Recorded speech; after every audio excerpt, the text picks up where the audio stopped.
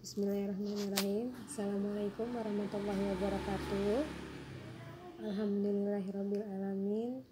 Di Senin pagi tanggal 23 Maret 2020 ini kita masih melakukan pembelajaran jarak jauh atau pembelajaran melalui online ya nak ya, karena memang kondisi dan situasi saat ini yang belum memungkinkan untuk kita beraktivitas seperti biasa.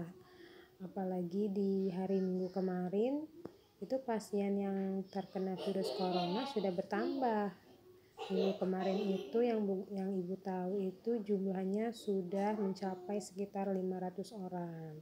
Makanya Bu Guru ulang lagi pesannya, anak-anak diliburkan itu untuk memutus penyebaran virus corona. Jadi nggak usah keluar rumah ya nak ya, di rumah aja kita belajarnya biar kita lebih aman, diri kita lebih aman.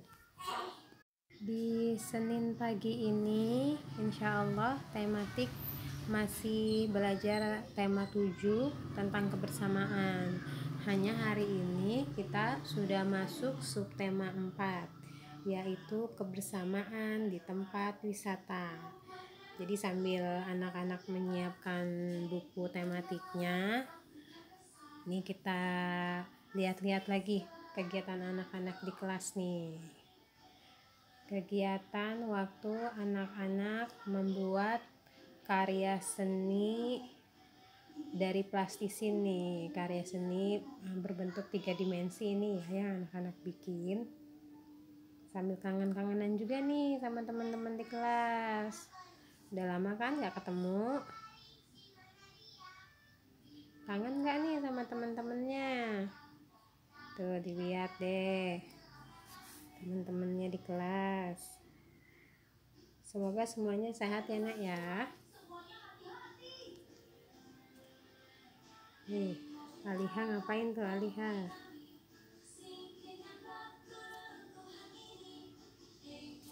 Ayo, sudah dia siapkan belum bukunya? Buku tematiknya ya. Subtema 4, kebersamaan di tempat wisata, itu ada di halaman 177.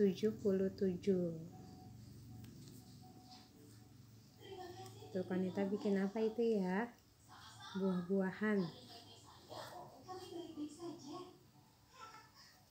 Tuh Sabrina bikin apa itu? Bunga matahari ya Sabrina ya? Nih waktu itu Hanifah nggak mau dibuka nih plastisinnya, maunya di rumah aja katanya bukanya. Tuh ada Nadia sama Afika. Ayo disiapkan bukunya, subtema 4, kebersamaan di tempat wisata, di halaman 100. Nah ini ya subtema 4, kebersamaan di tempat wisata. Udah ya lihat foto-fotonya. Sekarang kita mulai belajar nih, kebersamaan di tempat wisata. Kita baca sama-sama yuk nak. Setiap libur panjang, anak-anak biasa berwisata. Lia pergi berlibur bersama keluarganya. Lia berlibur ke kebun binatang. Di kebun binatang, mereka melihat tingkah aneka binatang. Keluarga Lia sangat bahagia. Tuh Lia pergi ke kebun binatang sama ayah, ibu, dan kakaknya. Lagi ngelihat apa itu ya? Macan tutul apa itu ya yang dilihat ya di kebun binatang? Anak-anak pasti udah pernah deh ke kebun binatang. Sekarang bisa buka bukunya pada halaman 179, pembelajaran 1. Di bagian bawah halaman 179, ayo membaca. Di situ ada dongeng tentang kota Surabaya. Namun sebelumnya bisa dilihat tuh di gambar 4.1. Di situ ada lambang kota Surabaya tuh. Terdiri dari 2 ekor hewan. Nah, dari 2 ekor hewan ini nih nanti akan terinspirasi nama kota Surabaya. Untuk lebih jelasnya, anak-anak bisa baca dongengnya di halaman 180. Nah, ini nih dongengnya nih, ada di halaman 180. Dongeng asal-usul nama kota Surabaya. Anak-anak dibaca dulu. Nah, ini nih pertanyaannya. Di halaman 181 menjawab pertanyaan berdasarkan cerita. Soalnya ada 5. Bu Guru enggak minta anak-anak untuk menulis soal ataupun jawabannya. Hanya saja Bu Guru minta nanti Umi atau Abi yang membacakan pertanyaan ini. Terus anak-anak harus jawab pertanyaannya sesuai dengan dongeng asal-usul nama kota Surabaya. Ya, ingat, Bu Guru ulang lagi. Yang baca pertanyaannya Umi atau Abi. Terus anak-anak biar ketahuan nih tadi dongengnya bacanya serius atau enggak. Jadi nanti ketahuan sama Umi atau sama Abi ya nak ya. Nah nih pertanyaan selanjutnya tadi berdasarkan dongeng tentang asal-usul nama kota Surabaya. Soalnya ada 5 ya nak ya. Kemudian di bagian bawahnya ayah membaca, di situ ada pecahan 1/2, 1/3 dan 1/4. Ikan sura dan buaya membagi wilayah menjadi 2 bagian. Wilayah daratan dikuasai oleh buaya. Wilayah lautan dikuasai oleh ikan sura. Dilihat di halaman sebelahnya, halaman 183. Nah, ini di halaman 183 ya. Kita lanjutkan kembali. Dahulu mereka menguasai 2 wilayah tersebut bersama-sama. Karena berselisih, mereka membaginya. Bisa dilihat di gambar yang pertama, gambar seluruh wilayah sebelum disepakati. Tadinya 1 bagian tuh. Hanya karena buaya dan ikan suranya bertengkar, berkelahi, akhirnya wilayah yang 1 bagian tadi dipecah menjadi 2. Tuh bisa dilihat di bawahnya. Luas wilayah setelah disepakati. Wilayah ikan sura adalah setengah bagian, dilambangkan 1/2. Wilayah buaya adalah setengah bagian, dilambangkan 1/2. Ingat, kalau dibagi 2, besarnya harus apa kemarin? Ayo, harus sama besar. Masih di halaman 183. Sekarang kita lihat bagian bawahnya. Ayah berlatih menyatakan pecahan pada gambar. Berdasarkan bagian gambar yang diarsir, nyatakan pecahannya. Itu dilihat gambar yang pertama, ada gambar bangun datar apa di situ, ayo. Yang pertama ada itu ya, ada persegi. Dilihat bagian yang diarsirnya, terus dijawab sebelahnya. Berdasarkan bagian gambar yang diarsir, nyatakan pecahannya. Yang pertama, ayo pecahan berapa dia? Gambar yang pertama, terus gambar yang kedua dan gambar yang ketiga.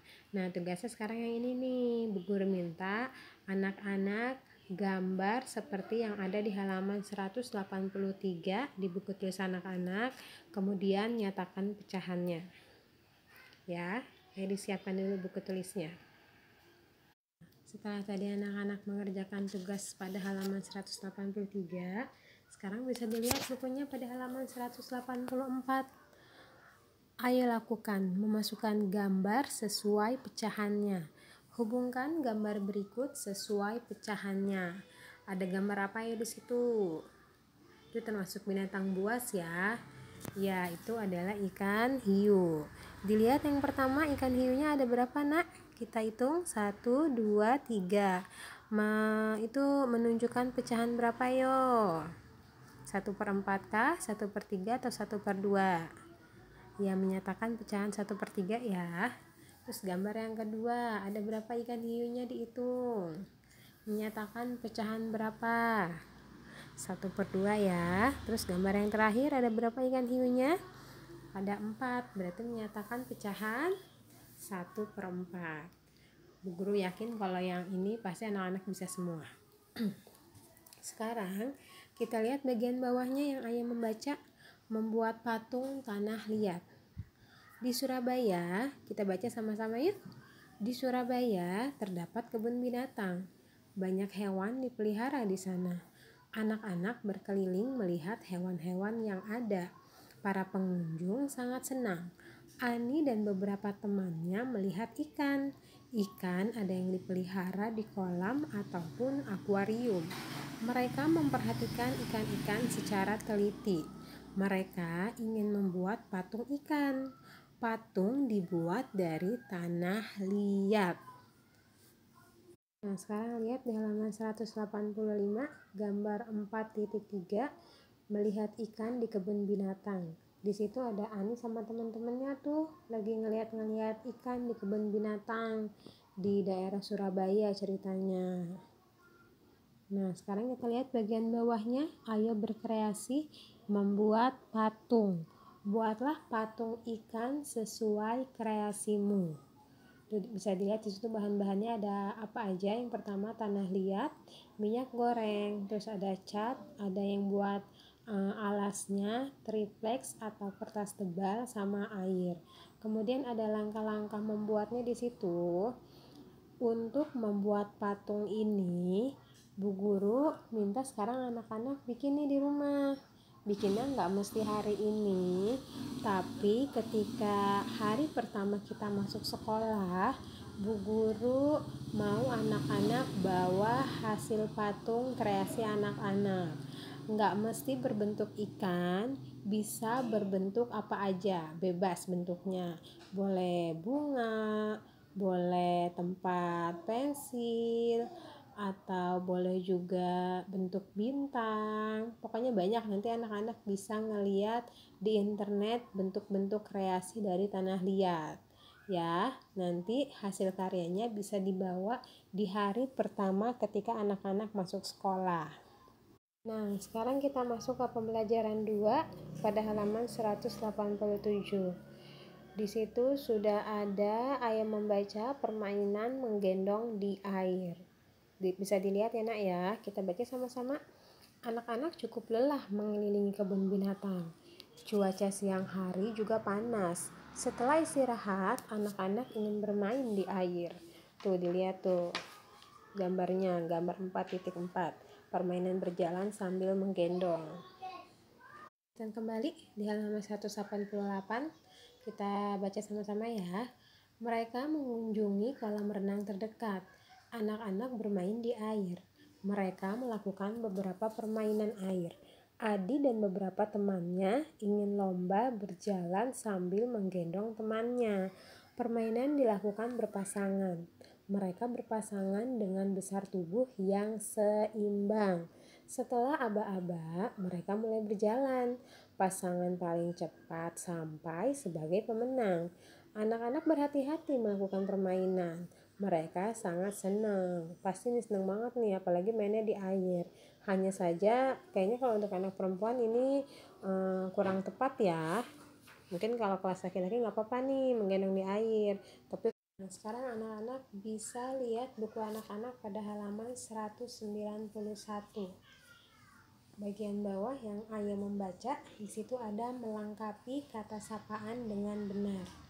Kamu tentu sudah pandai mengidentifikasi kata sapaan. Kamu juga sudah mampu menggunakan kata sapaan. Gunakan kata sapaan dengan sopan. Bisa dilihat bagian bawahnya.